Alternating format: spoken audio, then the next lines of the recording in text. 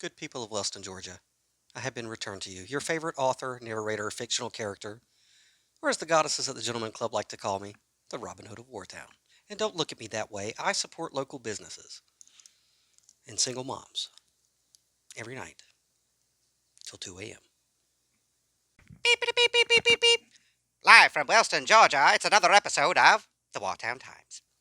So, before we get into the meat and potatoes of this episode, I did want to take a few minutes to speak to you, the good people of Wellston, Georgia, about a few things.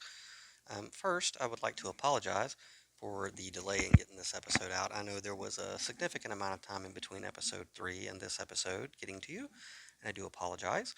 However, for those of you who follow my adventures on Der Fashionboken, you know that I travel quite frequently around the country, outside of the fictional city limits of Wartown, Georgia.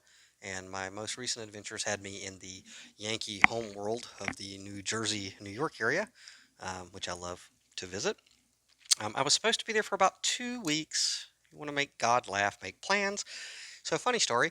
I'm on the New Jersey Turnpike going about 100 plus miles per hour listening to The Weekend, which one will do on the Turnpike going 100 plus, when Serena decided to snap a timing belt, sending all kinds of loving shrapnel through her engine block, leaving your humble author, narrator, and fictional character stranded in the middle of the New Jersey Turnpike, which is probably the worst piece of road in the country to break down on, and it also left me marooned in New Jersey for longer than I had anticipated being there.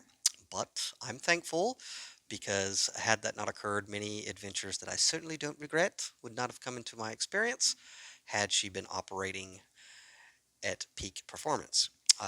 So very thankful for that. And I was also in the care of Dave DePuma, who would have made Scotty from Star Trek very proud with his engineering miracle working abilities. He had a brand new engine block on site and installed in Serena very quickly to deliver yours truly back to Wellston, Georgia, to continue condescending comedy of these clowns parading as city officials, but we're going to get to that. So, uh, thanks, Dave, for getting me back here. The people of Wellston are deeply appreciative of you returning their, their national treasure. Anywho, so when you do come back from a trip like that, big adventure like Joseph Campbell's Monomyth, the whole point of it is the hero leaves the status quo, the world of the normal, and travels, and he goes in search of a boon or enlightenment or whatever. And the point of it is hopefully when the hero or heroine returns to the normal world, i.e., Wellston, Georgia, they deliver the pearls of wisdom they've collected on their journeys to those around them in their community. So, if anything, let's hope that's what this is. But when you do come back from a big adventure like that, it takes a lot out of you. First, you have to do a lot of resting when you get back. You have to decompress. You have to unpack. If you're brave enough, you go to the mailbox to see how the postal workers have defied the laws of physics to fit that much in your box. Now, this is a dragon I have not slain since I have been back, but it's waiting for me. I know. So, but it takes a minute to get back into the swing of things. For yours truly, I came back home to Wellston to some unexpected life changes. So you have life changes, and then you have unexpected life changes, and those are always the interesting ones, and especially if they're of a significant import. And for those of you who have gone through significant unexpected life changes or are going through them currently or anticipate going through them, and if you don't anticipate them, you should, you will. It's life. You'll understand where I'm coming from. Certain moments, the creator catches your attention and forces you to do a Control Alt Delete on life, kind of freeze everything, and take an assessment of everything in your life uh, to evaluate that which is most valuable, most precious.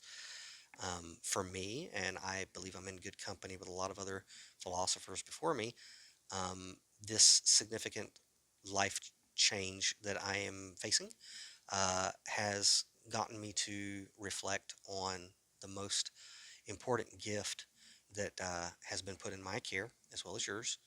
And it's not money, it's not savings, it's not material, anything. The most precious commodity that we've been gifted is time. And So when unexpected life changes happen, you certainly look at that commodity and you ask yourself a lot of questions about, am I being a good steward with the time that I have left in this person suit on this planet? And so you do the inventories, and you look at, specifically for me, you look at how many different fires you have all of your irons in. And when you do that Control Alt Delete, you have to pull all those irons out of all those fires. And you have to, again, do an inventory and say, is this the best use of the time that I have left here in this area, in this area, in this area? And for me, doing the Wartown Times, this was one of those irons in one of the fires where I had to stop and say, is this a good use of my time as well as your time? I didn't have the answer to that question really when I got back. I didn't have the answer to that question because I was evaluating it. So you also have to keep this in mind, uh, that when I recorded episode 2 and 3, by the time you saw them, I was not in the state of Georgia. So I had not been in my hometown to see any, if any, uh, repercussions of those episodes going out would have here because I was in New Jersey. I didn't know what was going on here. So I had the experience of, you know, by the time most of you guys are going to bed, you know, that's when I'm getting up and my day starts. I'm not saying I'm Batman. I'm just saying you've never seen him and me in the same room. That's all. Uh, but I crept out after, deflating for a few days and decompressing for a few days. I crept out, to go pick up some supplies from the local department store late at night. And I got my earbuds in, walking, pushing my cart, kind of in my own world. And I'm asking myself these questions, um, i- i- am I using the time that I have on this planet um, for things that are worthwhile, that make a difference, that are noble, and that will outlive me? So these are questions I'm rattling around in my head, and I get a tap on my elbow out of nowhere, and I pull my earbud out and I look, to the left, and it's actually my city council member Larry Curtis, who was probably the first person that I actually that knew that I was back in Georgia because I was on the low, and we talked for a second, and then he's like, "It's good to see you back in Georgia, man. We're glad you're back." And in that moment, um, this particular iron in this particular fire, like I heard that still small voice say, this might be a good use of your time, because traditionally, historically, city council members have not been pleased to see yours truly. So it was nice to see one greeting me upon my return, genuinely thankful that I had returned to Wellston to continue doing this. So thank you, Larry. I really appreciate it. You have no idea how poignant that moment was for me. So what it did prompt me to do is come back here to the bridge of the Enterprise, which I have carefully hidden in Sherwood Forest of Wellston, Georgia, to check my inbox of the social medias, which I normally don't like doing. However, when I did it this time, I had several very pleasant surprises waiting for me, I must say. Upon my return to Wellston, Georgia, many citizens in this community have sent me messages of encouragement, of praise, and of thanks for what we're doing here with the Wartown Times. And that was truly humbling. And from the bottom of my heart to each of you who have been communicating with me through those channels, it means more to me than you will ever know, um, for me to be perceived in the way that you perceive me. And I will endeavor to continue earning your trust and your confidence and continue doing what I'm doing, which is just showing you what's going on in your town and kind of the way I see things. And then you can make up your own mind and interject yourself as you see fit. So it's been very humbling, those messages. And that, of course, that gets me out in public more, which is where it gets really interesting because people are like, now they're stopping me at gas stations and in grocery stores, like in the produce section. Uh, to talk to me about these episodes. Some of the people I've met before, but a lot of them I've never met, but they know me through these, and so they have been coming up to me to chuckle about some of their favorite jokes or some of the points that they thought were great, or ask where we're gonna go with these. And of course, everyone is giving me little pieces of information on the low and pointing me in other directions. And so for all of you, your anonymity is always safe with me, of course, so keep them coming. And if you happen to be viewing these and you do see me in the produce section, you're more than welcome to come up and say hello. I'm very approachable, and so we all live in the same community here. Anyway, but it's been fantastic. So the experience returning after having left the community and then coming back to the community, knowing that there are a few key individuals in certain places of noble intent and just good hearts that that those few individuals, not political parties, not special interest groups, not red versus blue, not team sports people, but individuals in key places, um, are the only thing that really ever make change. And having left the community and then come back to the community with those key individuals in those key places, I can see the tremendous growth happening in this community. And it's just mind blowing. It's really exciting stuff. And I'm just happy as happy as I can be to be playing some small part in any of it. Um, Nevertheless, it's been fantastic returning home to such a reception that I did not expect. So the question of whether or not the Wartown Times episodes are good stewardship of my time on planet Earth as well as yours was pretty much answered by all of you. You answered it for me, and I thank you for that. However, that still did not unclog the creative juices that were giving me writer's block. So I did what all good creators, writers, artists of centuries old will do, and I had to go visit my lovely muses for some reorientation of the spirit to get the voice correct. And so I did, and they put yours truly back behind the desk where he belongs. And so, as a man of my word, I do dedicate this episode to the hypnotic Hazel, the lovely London, the angelic Ariel, and the magnificent Mercedes. Ladies, thank you for sharing your magical energy and inspiration with yours truly. Now, let's get into the fun of City Hall. And here's your recap of the Wartown Times for the intellectually apathetic. Over a decade ago, a group of Vietnam veterans thought it would be ever so neato if Wartown, Georgia, a city that touts its support of armed forces and veterans at the drop of any hat, might, we don't know, have some sort of memorial to commemorate their service, as well as the service of soldiers who never made it home.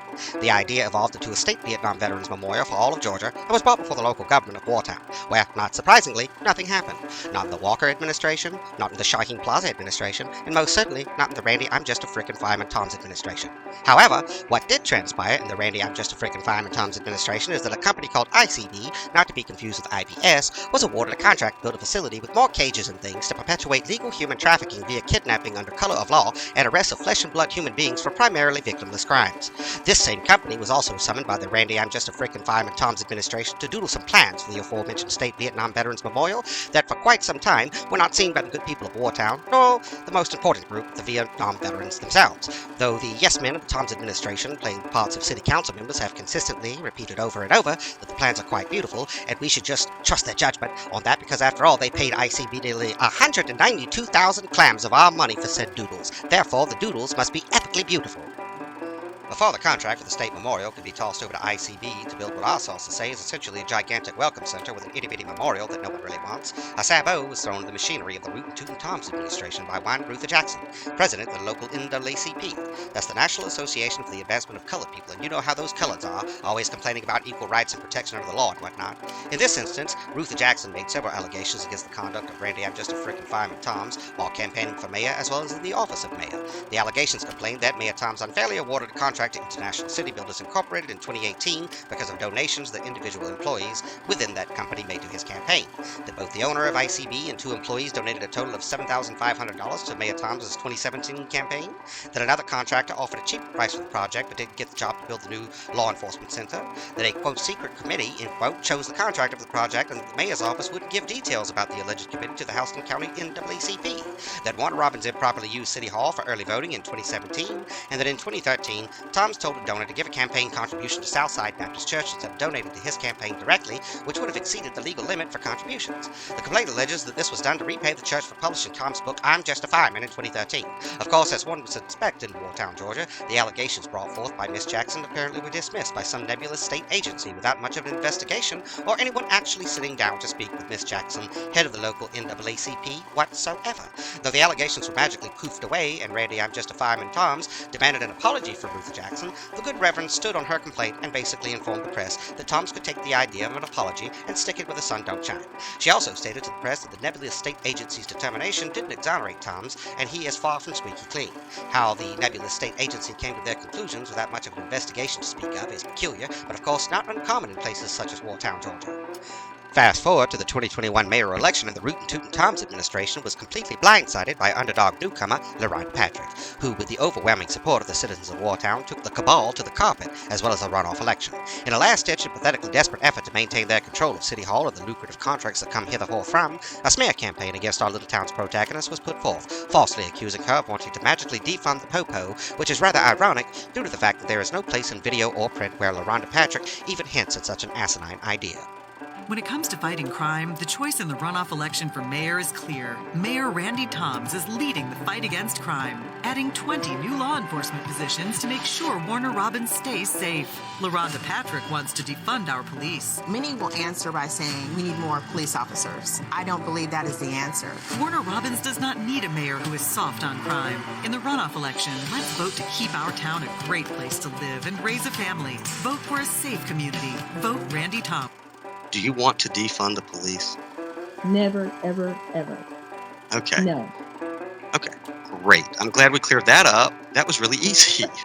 In both a humiliating but also hilarious defeat, Randy I'm Just a Frickin' Fireman Tom's had his buttocks handed to him by LaRhonda Patrick due to racking up tax liens, lawsuits, and epically failing to pass off the contract for the Unwanted Visitor Center disguised as a Vietnam Veterans Memorial Project to ICB, a company that, let us not forget, contributed many fiat Federal Reserve notes to the Rootin' Tootin' Tom's campaign.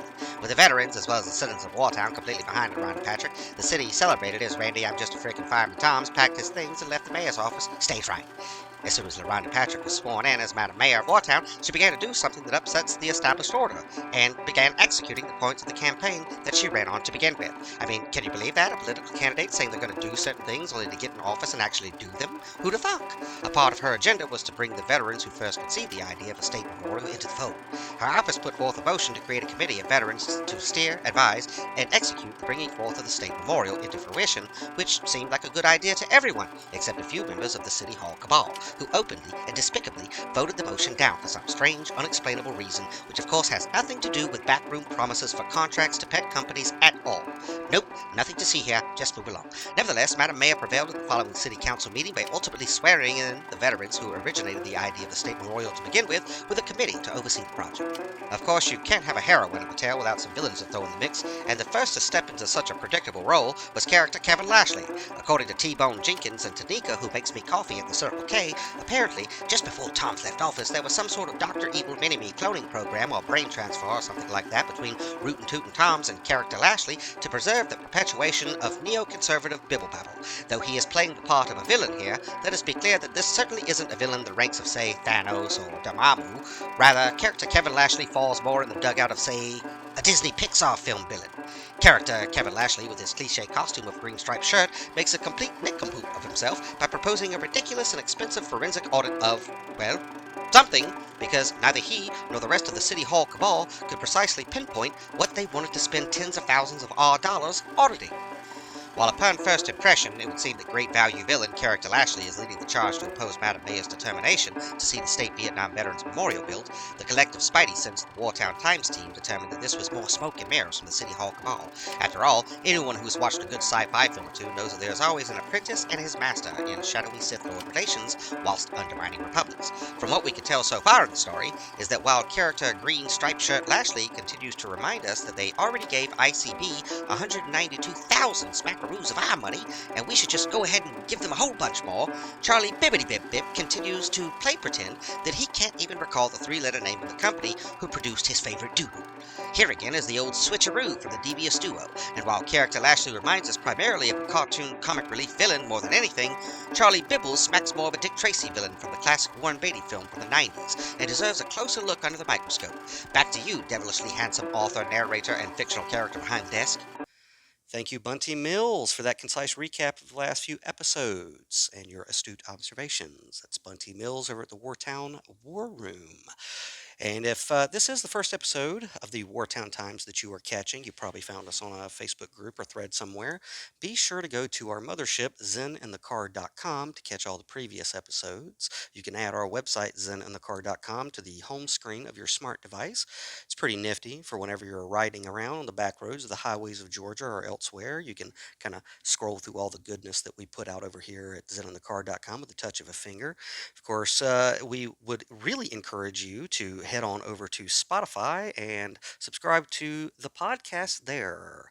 Please do that. We would appreciate all the support we can get from you. And of course, most people are catching this on the Yube and Tuben. And if you are catching this on the Yube and Tuben, be a real good sport.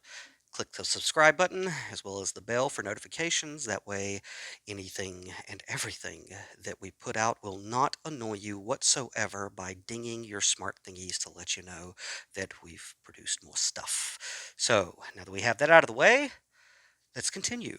So if Bunty Mills is correct in his observation, what he's trying to say is that though character Lashley is the most vocal and visible one, that perhaps there is someone else pulling the strings. And so we thought we would follow Bunty Mills's little rabbit down the little hole and take a look more at Councilman Charlie Bibbs and get a backstory for him before moving forward. Because remember, we're still in the same city council meeting as the past two episodes, but we feel that context is king and it's important to establish these characters before moving deeper into the season and investing, a lot of energy into it. So let's go back in time and take a look at some of Charlie Bibb's greatest hits here in Wartown. Charlie Bibb is in a runoff with Eric Langston for the Post 2 Warner Robins City Council seat, and he says he wants to be honest with the voters about his past. They want things out in the open, which I am very transparent and have been with my life for my entire life. Bibb says he's made some mistakes he's not proud of, including one in 1990. Bibb was 20 years old then, and Warner Robins Police Department records say 20-year-old Bibb was arrested on May 24, 1990 for burglary. An incident report says a stereo and CD player, a Fisher VCR model, and several pieces of cassette tapes were stolen. And it adds, Bibb admitted another man entered the house on American Boulevard in Warner Robins by tearing a screen off a window and handed the stereo items to Bibb, who was waiting on the other side of the fence. So just so we're clear, his mode of operation when he was a burglar was to take the least amount of risk and stay in the shadows outside while he sent another willful idiot point man into the actual place to take all of the risk to get the goodies. And if he was successful, then he would be on the outside waiting to catch the goodies that his willful idiot point man is going to pass off to him. So just so we're clear that that's how he used to operate back when he was a failed burglar. All right, let's keep going. I got convicted, and they gave me 4 years on probation, and if I satisfied my probation and my restitution, that I would be totally exonerated. And I took that deal. I knew it. I knew it. Between character Lashley and Charlie Bibb, I knew I was going to have to do it. I'm going to have to just whip out my dictionary and explain what words mean. So according to Webster's Unabridged, exonerate. 1. To unload, disburden, discharge. 2. to relieve as of a charge, obligation, or hardship, to clear as from accusation, as to exonerate one from blame, and 3, to free from blame, to exculpate. So you can't get convicted, or you can't get charged and then convicted and then exonerated. That's just not how the English language works. You were charged, you were found guilty, okay, and then something happened in between there. But what never happened was you were never exonerated. That's just not how words work. It's not how English works. Sorry, this is just a pet peeve of mine. Anyway, so what's he talking about? Let's go further and find out what he's talking about with the absolute butchering of such a beautiful language. But what do you expect from politicians? Anyway, what does he mean? I got convicted, and they gave me 4 years on probation, and if I satisfied my probation and my restitution, that I would be totally exonerated. And I took that deal. Records from the Department of Corrections Probation Division states the defendant shall not be considered to have a criminal conviction. Houston County Superior Court Clerk Carolyn Sullivan sent an email to 13 WMAZ confirming that. She wrote he received first offender sentence and completed his probation, which means in the eyes of the law, he does not have a record. So just so we understand, what had happened was he did do it. He was charged. He was convicted. He had to do 4 years of probation and some restitution, which basically means he paid the state. And because the state got paid, they basically gave him first offenders, which is like a mulligan. You got caught. This is your first time getting caught, so we're going to give you a mulligan because you paid us. It's, that's just what it is. But what we do know is that he totally wasn't exonerated. That's not what the word exonerated means. He did do it, okay, just so we're aware. But in the eyes of the Warner Robins Police Department, he has no criminal conviction, though in the historical record, he stole stuff that didn't belong to him, just so that we're clear. All right, so let's keep going with this report. So we verified Bibb was arrested and convicted for burglary, but the conviction was later removed from his record. I don't have a lot of shame and guilt. You don't say. Because of those past mistakes, I am who I am today. I am become a better man because of those mistakes. Because if at first you don't succeed. About 10 years later, Bibb says he surrendered his life to the ministry. Just because you make mistakes in your life does not mean it has to define who you are. Well, Bibb says he's now the pastor at Liberty Baptist Church in Warner Robins and works at Robins Air Force Base. And he faces Eric Langston in the Post 2 City Council runoff, which is December 3rd. Because if it's good enough for the Warner Robins Police Department to pretend he didn't steal another person's belongings, it's good enough for the risen corporate Jesus. And nobody beats the Riz, as Mason Verger would say. For full disclosure, I also have given my life to the ministry. I'm an ordained minister, and I can tell you one thing about giving your life over to the ministry is that your character defects that you have prior to giving your life to whatever Lord you serve, they don't go away. They're still there. You have to work on those yourself if you so choose. So, and I have thoughts on thievery and stealing. I've never really understood it. I've never understood wanting to possess something that you didn't earn. It's just always mystified me. Perhaps it was the way that I was raised, but I've just never understood it. However, I do have a theory. It is my theory. You can take it or leave it. It is completely up to you. But one time, upon many times that I was pleasured enough to spend time at the Hotel Houston County Detention Center, which is a privately owned facility that has a vested interest in putting people charged with victimless crimes into cages. But that's a completely different dragon that we'll slay later. Upon one of my visitations there, I had the pleasure of talking to a cellmate who was also in the cage for stealing things. And I remember asking him, I was like, well, what compelled you to steal?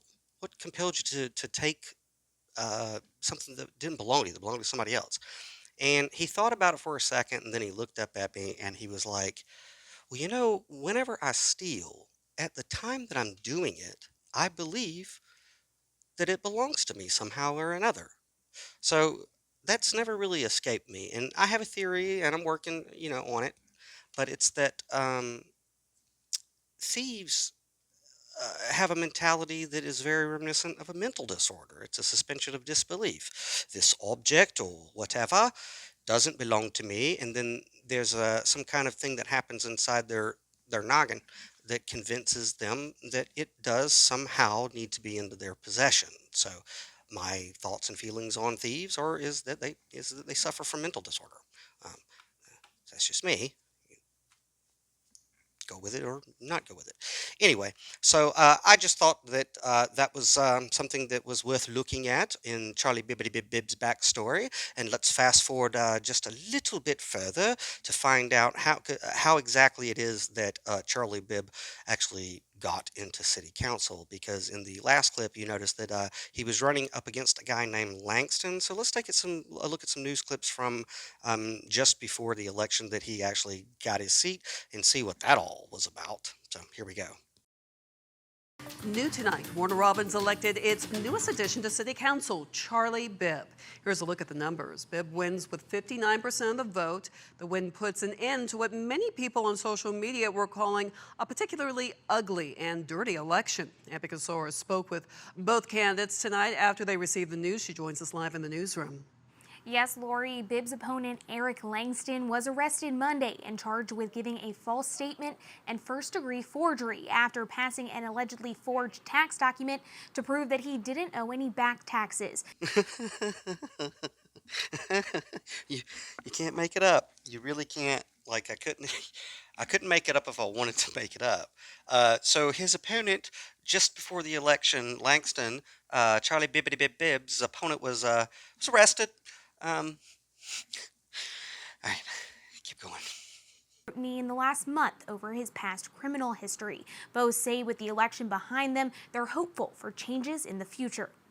More than 1,800 people in the city of Warner Robins cast their vote for the next Post 2 city council member. Woo! He was arrested. We won. Fair and square. Woo! Charlie Bibb won by more than 58% of the vote, celebrating with family and friends at McCall's Sandwich Shop. What I want to hope is changed, first of all, is peace. I would like some responsibility, some professionalism, and for all the bantering and just the bickering and the hate. Party pooper. Bibb says the first thing he wants to change in the city's setup, the fact that 4 votes from council can pass anything. The biggest thing is the city charter, is to settle the city charter issue and get something that's concrete plan in place and get back to a strong mayor, an administrator, and for the council to appropriate and legislate. So basically vague nothingness. That's his plan. His fellow candidate, Eric Langston, watched the results roll in at City Hall. He says he's going to continue to follow politics and says he thinks Bibb will make a good addition to City Council. I just want to say thank you so much to those who supported me in this election, and they haven't seen the end of me. I want to encourage them again to get behind mayor and council, and let's move this city forward. In terms of if he feels his arrest and the allegations against him change the results of the election, there's nothing we can do about it now, but move forward and take care of these issues later on down the road. Well, of course his arrest affected the election. I mean, there's no doubt in a small town like Wartown, if you hear that one of the candidates for city council was arrested just before the election, then it's certainly going to affect the election. So did it hand the city council seat over to Charlie Bibbidi Bibb? Who knows? Who knows? But it certainly, it did. I mean, it had to, right? Anyway, let's keep going. both tired from campaigning. Bibb says he took up the task to try to create change. The win is emotional. I've had burdens in my life, but I was burdened by this. And that's why I got off, and I knew I was going to take hits, and I knew I was going to take punches. The election was decided by more than 1,800 votes. That represent nearly about 4% of registered voters in Warner Robins. Back to you. So Charlie Bibbidi Bibb, after his long and arduous hard fight, won his city council seat by an overwhelming 4% of registered voters in Wartown. Okay, so now let's go to what I think is very interesting, which is, okay, so Charlie Bibbidi Bibb gets the seat, and I would like to see if past behavior is indicative of future behavior. And let's take a look at a controversial issue that hovered over him on his very first vote as a city council member. Take it away. At a Warner Robins City Council meeting last month, new councilman Charlie Bibb cast a vote that had some people on social media asking if he violated the city charter. So we set out to verify. Did Charlie Bibb violate the city charter? Sarah Hammond looked at the charter, spoke to former city attorney Jim Elliott and Robert Lane with the Georgia Government Transparency and Campaign Finance Commission to find the answer. On January 6, Charlie Bibb voted to let Driggers LLC, a construction company in Warner Robins, connect a project to the city sewer. They're also a Bibb campaign contributor. Well, this doesn't sound familiar at all. A construction company that was contributing to his campaign ends up getting a contract from City Hall dependent upon his vote. I don't see any patterns in any of this whatsoever. The vote was unanimous, but now some on social media are wondering if that vote is a conflict of interest. So we set out to verify. Did Charlie Bibb violate the city charter by voting? Now, according to these campaign contribution disclosure reports, Driggers donated $500 to Bibb's campaign on August 22nd and then $1,000 on October 15th. Former city attorney Jim Elliott says he doesn't know all the facts in the situation, but on the surface, he doesn't think there's a problem. Just to reiterate, on the surface means not knowing all the facts of the case. So I think just accepting money and then voting on a matter that involves a contributor in and of itself probably doesn't rise to the level of a conflict of interest. Yeah, trust an attorney to make a statement like that. As during his time in office, he doesn't recall any elected official ever filing a disclosure of interest form, which tells the mayor, council, and the public of a situation that could create a conflict. He says campaign contribution disclosure reports are usually enough. In my opinion, it just sort of falls down the side of not being a violation of that provision of the charter. Robert Lane, the Deputy Executive Secretary for the Government Transparency and Campaign Finance Commission, said in an email that with respect to campaign finance law and regulations, there is nothing that requires an elected public officer to recuse themselves from voting on matters affecting a political campaign contributor. Except for a strong moral compass. So, according to Lane and Elliott, Bibb did not, on the surface, violate the charter by voting. But Lane said he could not speak on the ethics of Bibb's vote. In Warner Robins, Sarah Hammond, 13 WMAZ News. Well, I will speak to the ethics of his vote. It was unethical. Okay? You have to understand, this is what we've been trying to hammer home, is that when you become a servant of the people, you are not there to serve your own self-interest. So let me just give you an example. I was in a situation similar to this where I was on a voting board. Now this had to do with college scholarships going to certain entrants. And one of the entrants was someone who I personally knew.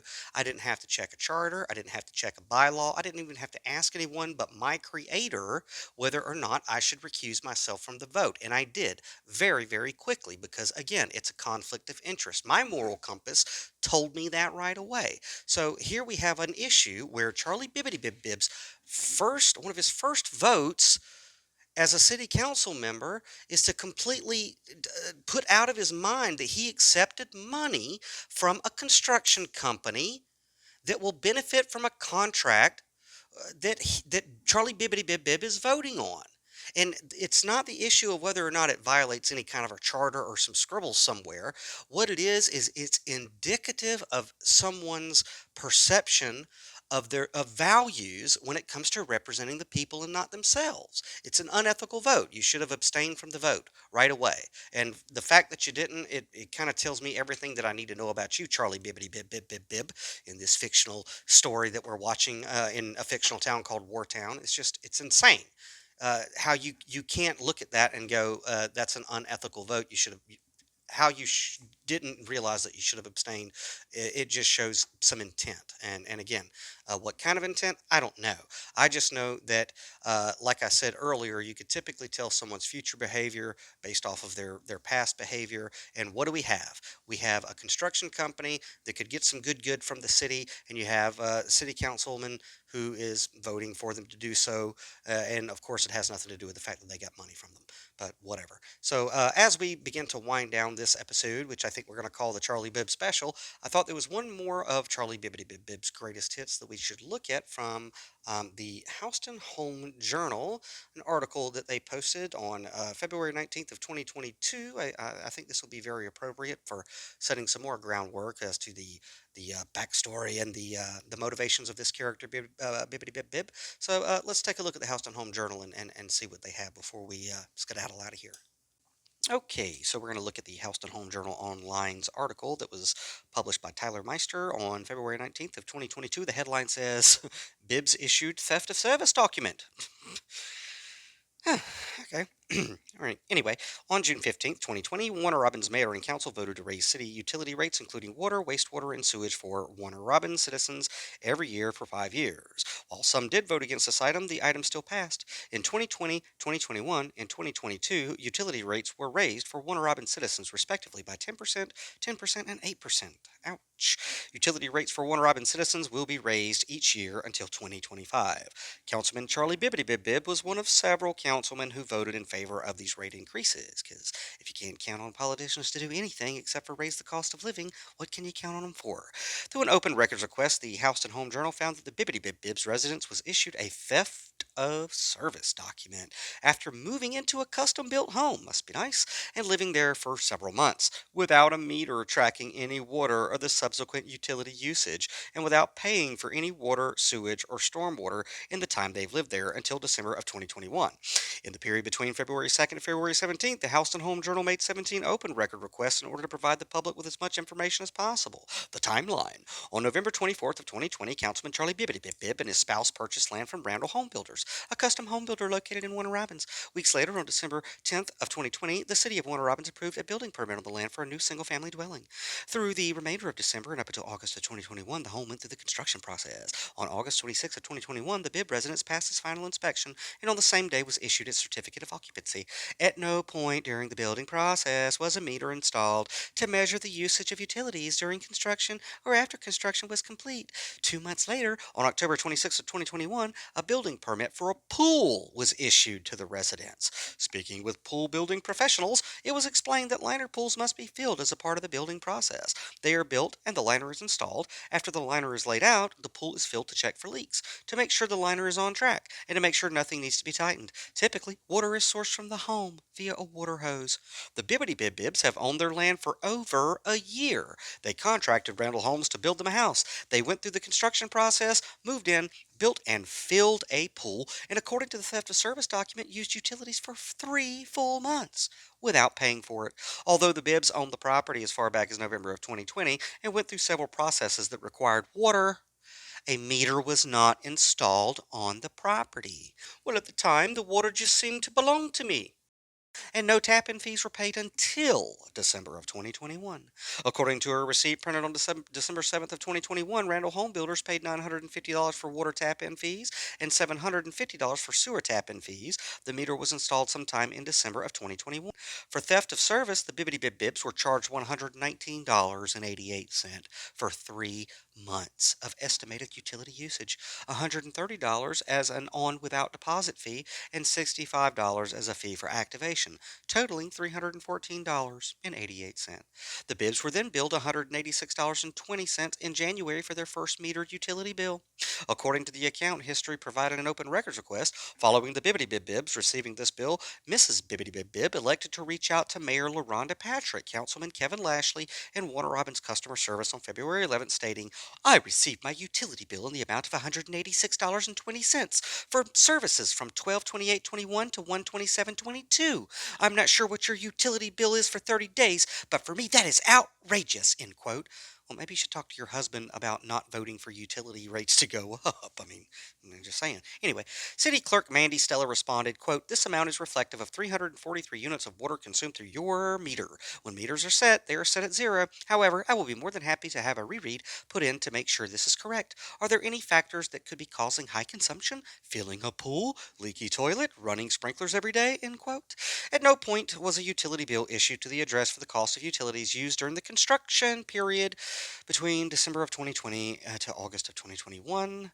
According to emails procured through open records, employees of the city were aware that the tap fees at the Bibbidi Bib Bib residence had not been paid. On August 26th of 2021, Amy Giles from Utilities sent an email to Sherry Bishop in customer service informing Bishop that Mrs. Bibbidi Bib Bib was supposed to pay water and sewer tap fees, in quote, the day before, which suggests that both the Bibbidi Bib Bibs and the city were aware that tap and fees were not paid and no water was installed. Bishop responded, telling Giles that she spoke with Miss Bibb the day before on August 25th and that she would be coming in to pay the tap fees on August 26th, the same day as this conversation, to pay the tap fees. Giles thanked Bishop and informed her that she was told the Bibbidi Bib Bibs planned to move into their new home that very weekend. The next day, on August 27th, Bishop informed Giles that Mrs. Bibbidi Bib Bib had not come in to pay the fees. Bishop later said, quote, when she comes in, I will let you know, end quote. No confirmation email was ever sent. Comments from Charlie Bibbidi Bib Bib and Charles Randall. On February 15th, the Houston Home Journal was able to contact Bibbidi Bib Bib. He was made aware of several of the documents that had been procured through open records. Bibbidi Bib Bib told the Journal that he began attempting to resolve his home's lack of meter, quote, immediately, end quote. When asked to clarify when, quote, immediately, end quote, was, he said he and his wife began the process in August before they moved into the home. Bibbidi Bib Bib said that he was told by Randall Home Builders that there were no meters available at the time of his moving in, and also made note that there are several homes in his subdivision without meters. Bibbidi Bib Bib said that he initially attempted to stay out of the process due to him being a city councilman, and instead pursued the issue with his builder directly. Later, Bibbidi Bib Bib said, quote, here's what I should have done, which I didn't do. My fault was that I wanted to stay out of it, let my wife handle it because I was a councilman, and I didn't want to go down there saying, quote, I'm councilman this, and this, end quote. It's just like he just threw his wife under the bus. It's just, am I right? Anyway, according to Bibbidi Bib Bib, he waited until December to contact the city directly himself. Upon taking an active role in contacting Utilities Department Director Monty Waters, Bibbidi Bib Bib was told that the city did have meters, but was actually out of sensors. Bibbidi Bib said when he discovered this information, he reached out to Charles Randall, owner and operator of Randall Home Builders, and told him that meters were available. As Bibbidi Bib Bib told it, Randall paid the tap fees soon after, and a meter was installed. Bibbidi Bib Bib maintains that no fault lies with him, that he committed no theft of service, and that the city should not have issued his builder a building permit or a home occupancy certificate without tap fees being paid. So there you have Charlie Bibbidi Bib Bib passing the buck of responsibility off to the city and anyone else other than himself. So that's all from this article that I want to read. If you want to do your due diligence and read further, you're welcome to. We're going to put the link to this article in the Christ box or the description boxes below, or wherever they happen to show up on the platform that you're finding us on. So you can find it there. And I think that is all the time that we have for this edition of the Wartown Times. So we wanted to go ahead and lay the groundwork for some more of these characters' backstories and the opposition that Madam Mayor has to face before moving on to the next episode. In the next episode, we're going to be closing out this city council meeting with some epic citizens' comments, some councilmen's closing comments, and of course, Madam Mayor's closing comments, which we've been dying to bring you since the beginning of this show so far. So you're certainly not going to want to miss that. So again, I want to thank you for your kind words, for your encouragement, and for your thanks. And I do ask that you continue to support the Wartown Times and ZenonTheCar.com by liking, sharing, and subscribing. Please put this on your social media, especially if you are in the Wartown area and you have family and friends who live here too.